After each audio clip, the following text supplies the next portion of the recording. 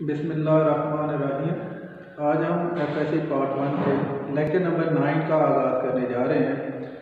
आज के जो हमारे एमसीक्यूज़ होंगे वो एक्सरसाइज और शॉर्ट आंसर से होंगे, तो इनसे रिलेटेड एमसीक्यूज़ का आगाज़ करते हैं। फर्स्ट एमसीक्यू है the length recorded by least count 1 millimetre which one is correct. ये लेंथ जो है जिस लीस्ट काउंट से रिकॉर्ड की गई है वो 1 मिलीमीटर है, तो कौन सी वैल्यू जो है वो मोस्ट एक्यूरेट होगी? 0.2145 मीटर, 0.21 मीटर, 0.214 मीटर, 0.2 मीटर। तो जो लीस्ट काउंट है, लीस्ट काउंट क्योंकि ये 1 मिलीमीटर है और अगर हम इसको मीटर में कन्वर्ट करें तो ये 0.001 मीटर। तो अब वो वैल्यू जो पॉइंट डेसिमल के बाद 3 डिजिट तक होगी वो ज़्यादा एक्यूरेट होगी। तो यहाँ पर पॉइंट के बाद 3 डिजिट तक नंबर सी ऑप्शन है 0.214, तो नंबर सी ऑप्शन जो है ये करेक्ट होगा। सेकंड है which constant give not any information from dimensional analysis. इनमें से कौन सा कांस्टेंट जो है वो डायमेंशनल एनालिसिस में हमें कोई इंफॉर्मेशन नहीं देगा? ग्रेविटेशनल कांस्टेंट जी, कूलम कांस्टेंट के, पाई या जी ग्रेविटेशनल एक्सेलरेशन। तो ग्रेविटेशनल कांस्टेंट जी जो है ये 96.67 10⁻⁻11 न्यूटन मीटर स्क्वायर पर किलोग्राम स्क्वायर। कूलम कांस्टेंट के जो है ये 9 × 10⁻⁹ न्यूटन मीटर स्क्वायर पर कूलम स्क्वायर, और ग्रेविटेशनल एक्सेलरेशन जी जो है वो 9.8 मीटर पर सेकंड स्क्वायर। तो इन तमाम कांस्टेंट के यूनिट्स भी हैं, तो ये डायमेंशनल एनालिसिस में शामिल होंगे। जबकि पाई जो है ये कांस्टेंट वैल्यू है, तो ये डायमेंशनल एनालिसिस में हमें कोई इंफॉर्मेशन नहीं देती, तो नंबर सी ऑप्शन पाई जो है क्योंकि इसका कोई यूनिट नहीं है तो इसलिए ये डायमेंशनल एनालिसिस में शामिल नहीं होगा। नंबर 3 है which one relation is correct. इनमें से कौन सा फार्मूला जो है वो करेक्ट होगा? F = d lambda, lambda = Vf, V = F/लैम्डा या F = V/लैम्डा। तो किसी भी रिलेशन को फार्मूले को चेक करने के लिए हम उसकी दोनों साइड की डायमेंशन लेंगे। अगर लेफ्ट हैंड साइड की डायमेंशन और राइट हैंड साइड की डायमेंशन इक्वल आ जाएगी तो वो फार्मूला करेक्ट होगा। यहाँ पे जो डायमेंशन यूज होगी वो फ्रीक्वेंसी की डायमेंशन, क्योंकि frequency reciprocal of time period है, तो फ्रीक्वेंसी की डायमेंशन जो है वो यूज होगी t⁻⁻1। वेलोसिटी की डायमेंशन जो है वो यूज होगी, वेलोसिटी का यूनिट मीटर पर सेकंड है, तो इसकी डायमेंशन L⁻⁻1। और लैम्डा वेवलेंथ को रिप्रेजेंट करता है, इसका यूनिट मीटर है, तो लैम्डा की डायमेंशन L होगी। अब हमने इन डायमेंशन की मदद से ये फार्मूले चेक कर रहे हैं और जो फार्मूला करेक्ट होगा, जैसे ही फार्मूला V = F/लैम्डा, F = V/लैम्डा, तो नंबर डी पे जो रिलेशन होगा F = V/लैम्डा, आप इसको देखेंगे इसकी फ्रीक्वेंसी को डायमेंशन से चेक करेंगे तो लेफ्ट हैंड साइड पे जो फ्रीक्वेंसी की डायमेंशन है वो t⁻⁻1 और राइट हैंड साइड पे V/लैम्डा की डायमेंशन L⁻⁻1 और लैम्डा की लेंथ, तो लेंथ से कैंसिल, तो t⁻⁻1। तो डी ऑप्शन जो है इनकी डायमेंशन सेम है, तो ये करेक्ट होगा। नंबर 4 है light year is the distance that light travel in. Light year वो डिस्टेंस है जो लाइट ट्रैवल करती है 1 मिनट में, 1 आवर में, 1 घंटे में, 1 डे 1 दिन में, या 1 ईयर 1 साल में। तो लाइट ईयर वो डिस्टेंस है जो रोशनी 1 साल में तय करती है, 1 ईयर, तो number d option 1 year correct होगा। नंबर 5 है 1 light year equal to. 1 light year जो है वो कितने मीटर के इक्वल है? 1 लाइट ईयर में लाइट कितना डिस्टेंस ट्रैवल करती है? तो डिस्टेंस = S = vt, क्योंकि लाइट स्पीड ऑफ लाइट से मूव करती है, तो v को हम c से रिप्लेस करेंगे और c जो है वो 3 × 10⁸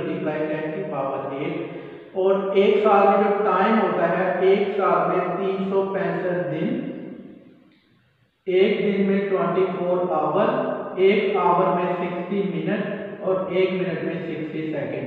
अगर आप इन सबको मल्टीप्लाई करेंगे तो आपके पास 3.15 10 की पावर 7 सेकंड। तो ये एक साल के अंदर सेकंड की तादाद है।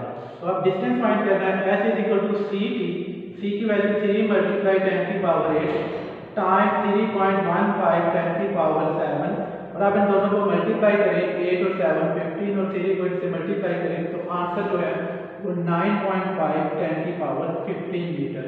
तो नंबर ए आपकी जो है ये करेक्ट होगा। नंबर 6 है dimension of light year. Light year क्योंकि डिस्टेंस को रिप्रेजेंट करती है तो लाइट ईयर का यूनिट जो है वो मीटर होगा और मीटर की डायमेंशन जो है वो एल होगी। तो अब लाइट ईयर की डायमेंशन जो है वो लेंथ है एल है, लेकिन यहाँ पे एम एल की -1 M 0 L T 0 M L T की -2 या एम एल -3, तो बी ऑप्शन जो है जिसमें एम की पावर 0 टी की पावर 0 जो है ये इस डायमेंशन में जो है वो शामिल नहीं होंगे, इसमें सिर्फ एल शामिल है, लेंथ शामिल है। तो नंबर बी ऑप्शन जो है ये करेक्ट होगा। How many nano second in 1 year, एक साल में कितने नैनो सेकंड होते हैं?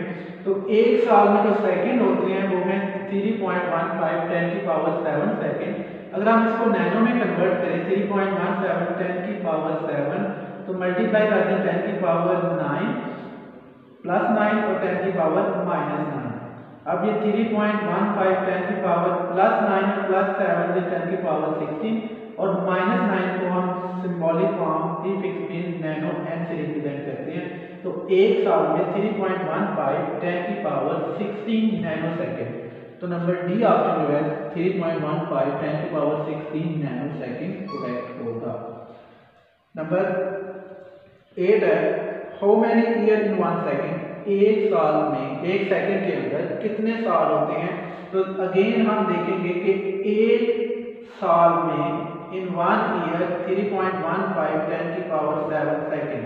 तो अगर आपने इसको ईयर में कन्वर्ट करना है तो ये वैल्यू मल्टीप्लाई है, इस तरफ सेकंड तरफ डिवाइड हो जाएगी 10 की पावर 7 ईयर और इधर 1 सेकंड प्लस की 7 है। अगर हम इसको ऊपर ले जाएं तो 10 की पावर -7 और 1 डिवाइड बाय 3.15। अगर हम 1 को 3.15 से डिवाइड करेंगे तो ये 0.31 10 की पावर -7, और अगर हम इसको साइंटिफिक नोटेशन में लिखें तो 3.1 10 की पावर -8 है। तो इन 1 सेकंड 3.1 10 की पावर -8। तो नंबर ए आपकी जो है करेक्ट होगा। नंबर 9 है add the following in appropriate precision. जब वैल्यू जो है वो केजी में गिवन है तो आपने इनको ऐड करना है। तो फर्स्ट वैल्यू हमारे पास है 2.189 0.089 11.8 और 5.32। अगर हम सबको ऐड करें तो हमारे पास आंसर जो है वो 19.398 के। लेकिन आपने आंसर जो है वो पॉइंट्स के बाद कितने डिजिट लेने हैं जितने हमारे सवाल में सबसे कम है। तो यहाँ पे पॉइंट्स के बाद इसके पास एक डिजिट है तो हमने भी आंसर में एक ही डिजिट रखना है 19 पॉइंट के बाद एक, लेकिन उसके बाद आपने बाकी को नेग्लेक्ट करना है। नेग्लेक्ट करने से पहले जो फर्स्ट डिजिट जिसको हम ड्रॉप करने जा रहे हैं वो 9 है, वो 5 से बड़ा है तो अपने से नेक्स्ट में एक ऐड करेगा। तो इन प्रीसीजन में जो आंसर होगा वो 9.4 kg। तो number c option 9.4 kg correct होगा। नंबर 10 है the uncertainty in length is 2% and time period is 3%, what is the uncertainty in g? तो time period of simple pendulum t is equal to 2 pi l over d under root square ले लें, t square is equal to 4 pi square l over d। तो g is equal to 4 pi square l over t। अब length में uncertainty जो है वो 2% है, time में अनसर्टेनिटी जो है वो 3% है। तो g में क्या होगी? हमने पढ़ा हुआ है कि वैल्यू डिवाइड हो तो परसेंटेज अनसर्टेनिटी ऐड होती है, लेकिन जैसा पे स्केयर होगा तो परसेंटेज अनसर्टेनिटी स्केयर के साथ मल्टीप्लाई होगी। तो टोटल अनसर्टेनिटी जो होगी वो लेंथ की अनसर्टेनिटी प्लस टाइम की अनसर्टेनिटी, लेकिन टाइम की अनसर्टेनिटी को हमने 2 से मल्टीप्लाई करना है। तो लेंथ की अनसर्टेनिटी 2% प्लस 2 इंटू टाइम की अनसर्टेनिटी 3%, तो ये 2% प्लस 6% टोटल हो जाएगी 8%। तो नंबर डी ऑप्शन जो है वो करेक्ट होगा। नंबर 11 है what is the dimension of gravitational constant g। तो ग्रेविटेशनल कांस्टेंट g की जो डायमेंशन है, ग्रेविटेशन लॉ है F is equal to g m1 m2 over d square. तो g is equal to F multiply d square divide by m1 m2। Force का unit newton, distance का metre square और mass का kilogram. तो newton जो है ये kilogram metre पर second square into metre square, देखिए किलोग्राम इनटू किलोग्राम, ये किलोग्राम कैंसिल हो जाएगा तो बन जाएगा पर किलोग्राम मीटर क्यूब पर सेकंड स्क्वायर। तो किलोग्राम के लिए कैपिटल M -1, मीटर के लिए L क्यूब और सेकंड के लिए T की माइनस स्क्वायर। तो M की -1, L की क्यूब और T की -2। तो नंबर ए ऑप्शन जो है ये करेक्ट होगा। नंबर 12 है which one is not dimensionally correct. इनमें से कौन सा फॉर्मूला डायमेंशनली करेक्ट नहीं है।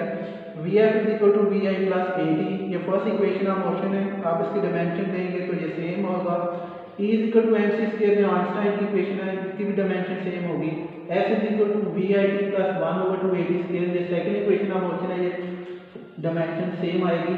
और S is equal to VT square. असल में जो डिस्टेंस का फार्मूला वो है S is equal to VT। तो अगर हम S is equal to VT square लेंगे तो ये डायमेंशन जो है वो दोनों साइड पे सेम नहीं आएगी, तो ये फार्मूला डायमेंशनली करेक्ट नहीं है। हमारे आज के लेक्चर का इख्तिताम होता है। कल इंशाल्लाह नेक्स्ट लेक्चर के साथ हाजिर होंगे। अल्लाह हाफ़िज़।